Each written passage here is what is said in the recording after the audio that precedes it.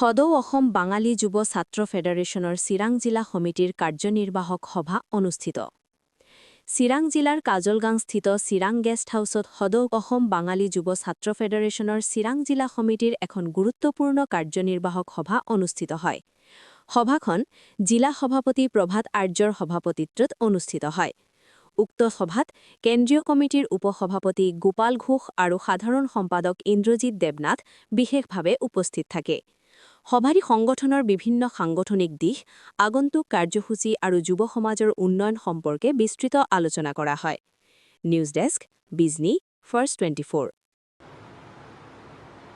সন্মানীয় সাংবাদিক মহোদয় আৰু ইয়াত উপস্থিত অসম বাঙালী যুৱ ছাত্ৰ ফেডাৰেশ্যনৰ বিভিন্ন সদস্যবৃন্দ, মোৰ লগত ইয়াত বহি থকা সদৌ অসম বাঙালী যুৱ ছাত্ৰ ফেডাৰেশ্যন বিটিআৰ জোনাল কমিটিৰ উপসভাপতি সন্মানীয় সঞ্জীৱ চক্ৰ মহাশয়, লগতে থকা সদৌ অসম বাঙালী যুৱ ছাত্ৰ ফেডাৰেশ্যন চিৰাং জিলা সমিতিৰ সন্মানীয় সভাপতি প্ৰভাত আৰ্য মহাশয়, সদৌ অসম বাঙালী যুৱ ছাত্ৰ ফেডাৰেশ্যন কেন্দ্ৰীয় সমিতিৰ সাধাৰণ সম্পাদক সন্মানীয় ইন্দ্ৰজিৎ দেৱনাথ মহাশয়।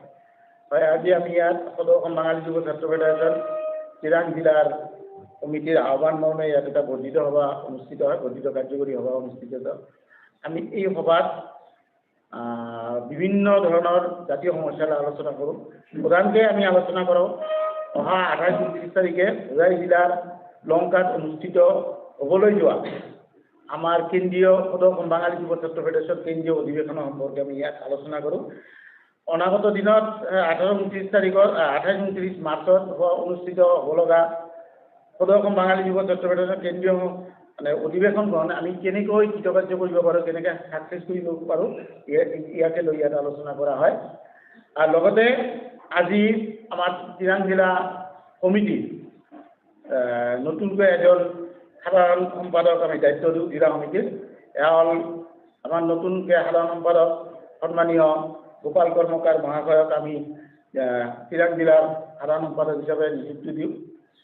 আৰু যিহেতু নিৰ্বাচন সমাগত, এই নিৰ্বাচনক লৈ আমি কেইটামান ইয়াত সিদ্ধান্ত আমি বিগত দিনবোৰতো কৈছোঁ, সদৌ অসমৰ বাঙালী অধ্যুষিত অঞ্চল যিবিলাক আছে সেই অঞ্চলবিলাকত আমাৰ বাঙালী প্ৰাৰ্থিত্ব দিব লাগে, যিকোনো দলৰ পৰা বাঙালী প্ৰাৰ্থিত্ব দিব লাগে। আৰু ইয়াৰ লগে লগে BTC অঞ্চলত, আমি যিহেতু BTCৰ বাসিন্দা, BTC অঞ্চলত দুটা শক্তিশালী আঞ্চলিক দল আছে, UPPL আৰু BPF।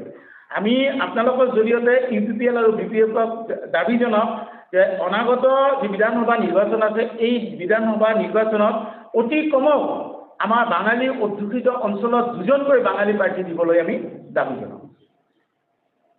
আগন্তুক বিধানসভা নিৰ্বাচনত আপোনালোকৰ সংগঠনৰ পৰা কোনো ৰাজনৈতিক দলৰ লগত সম্পৰ্ক কিবা আছে? নহয়, আমিতো ক'লো আমি চাম আমাক প্ৰাৰ্থী দিয়ে নাই। আমাৰ যি দলে আমাৰ প্ৰাৰ্থী দিব, বাঙালীৰ পৰা প্ৰাৰ্থী দিব, সেই দলৰ কথা আমি চিন্তা কৰিম অনাগত দিনত। অন্যথা আমি আমাৰ প্ৰাৰ্থী যদি নিদিয়ে তেন্তে অনাগত দিনত আমি কি কৰিম, নিৰ্বাচনত আমাৰ কি ভূমিকা হ'ব, আমি আকৌ বহি আপোনালোকৰ জৰিয়তে আমি জনাই দিম। আপোনাৰ চেনেল বিজনী ফাৰ্ষ্ট 24, আমি আছো সদায় ৰাইজৰ পক্ষত, আপোনাৰ স্বাৰ্থত আমি সদায় মাত দিম। বিজনী ফাৰ্ষ্ট 24 আপোনাৰ কাষত, বিজনী ফাৰ্ষ্ট 24 আমি সদায় আগত, বিজনী ফাৰ্ষ্ট 24 ৰাইজৰ পক্ষত, বিজনী ফাৰ্ষ্ট 24 সদায় ৰাইজৰ স্বাৰ্থত।